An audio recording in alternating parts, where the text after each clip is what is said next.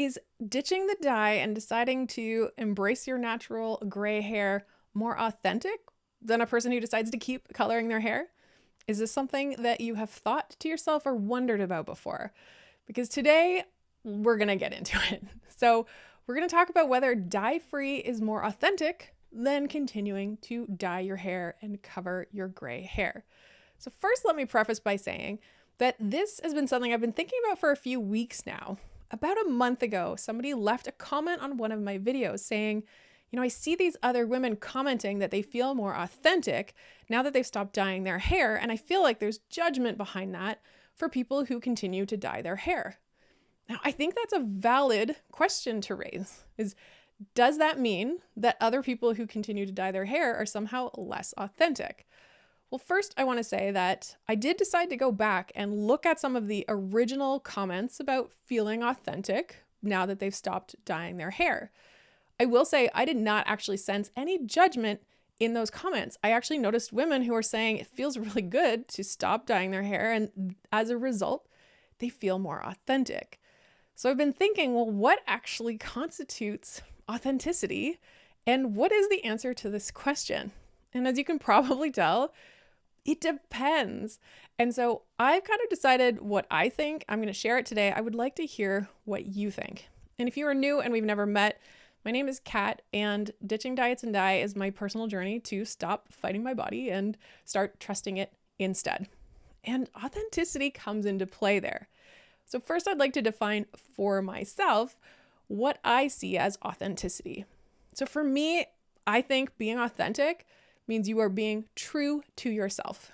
And when I think about true to yourself, I think your real, authentic, essential self.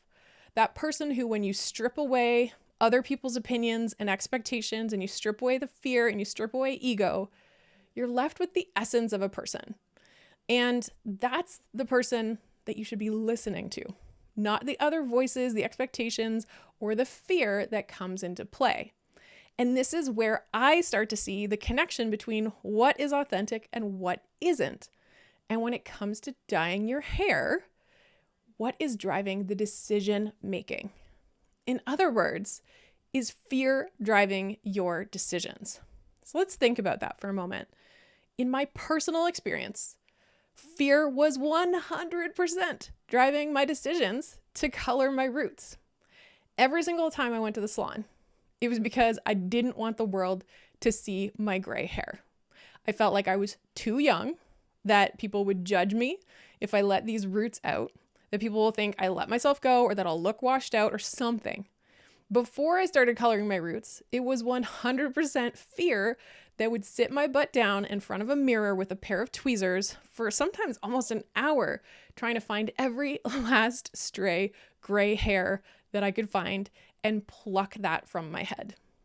That was not coming from my true self saying, I just prefer the brown, so I'm going to take the time and care to get rid of the grays. No, it was judgment. I felt like I was growing gray early and I was embarrassed by it. And so when I finally decided, kind of not by choice, when the salons closed and I had to confront my gray hair in a new way, I realized how good it felt to stop fighting. And I have said that from day one with this channel. The whole reason I'm sharing this journey is because I decided to stop the fight, and I wanted to share about my experience of what it's like to just say, I'm going to trust that whatever my natural hair color is, it's going to be fine. And as a result, I actually do feel more authentic than I did before. Now, I want to say, when it comes to being your true self and listening to your true self and letting your true self be the one making the decisions, you get to choose how you show up in the world. I mean, we all get to choose how we show up in the world, how we dress, how we wear our hair, if we put on makeup, whatever that is, we get to choose that. But who's doing the deciding? So when you have fear deciding, it's usually preoccupied with, okay, I need to pick this way to show up because this is what other people expect. This is how I'm going to avoid judgment. This is how I'm going to kind of make my way in the world without ruffling feathers, etc. When it's your genuine true self that is just saying, this is how I want to show up in the world. You could actually completely transform yourself. You could look completely different. You could almost be unrecognizable about the person that you wake up from and the person that you go out the door. You could look completely different and still be 100% authentic if it is coming from inside and not based on outside factors. You could actually be inspired by other people and say, yeah, I want to try that. That feels right. So I think you can completely transform. And on the flip side, the total other end of the spectrum, you could also just wake up, show up as you are, not change a thing, and feel 100% authentic. So I do not think coloring your hair or not is connected to authenticity. I think that who is driving these decisions, is it your true self or is it the fear that's doing it? That is what's connected to authenticity. Now I want to take an example with makeup. So I really enjoy makeup. I find it fun. I like playing with it. I like having the combinations. What does this look like? What does this look like? I like it. Do I wear it every day? No. Am I afraid to be seen without makeup? No. I've been on camera without makeup and I go on camera with makeup. Both ways I feel authentically me and I feel like my true self because it's not coming from fear. I don't wear makeup to hide myself or to turn into another person. Instead, for me, it's something that's fun and it's a possible way to express myself, but it doesn't change how I feel about myself. With the gray hair, it changed how I felt about myself because I was trying to hide part of myself and I was absolutely driven by fear. And so the same can be true for hair for other people. Just like me with makeup could be someone else for hair. They could say, I want to have this color hair. Maybe this is just the color that I love. And I'm going to dye it that. It doesn't have anything to do with fear. It's just how they want to express themselves and how they want to show up. So I absolutely think that whether or not you dye your hair, that's not the part that's more authentic or not. It's what is actually driving it. Now, the other thing I want to bring up is around this idea of defensiveness. Because inherent in the comment was feeling defensive that there were other women, in particular in this case, in the comments, who were passing judgment on others who were deciding to still color their hair. And I would say that if you have a strong reaction, if something someone says really strikes a chord with you and you feel defensive, that's probably also coming from a place of fear. Because if you feel like what you're doing represents you, reflects you, and is authentic, you probably wouldn't have even noticed those comments that a person's saying. Now, this is not a personal attack at all on the person who commented, and I get defensive about stuff all of the time. The point is, when we have a reaction to what someone else says, especially if they're saying they feel authentic and you feel like you need to defend yourself, I feel like that's worth unpacking.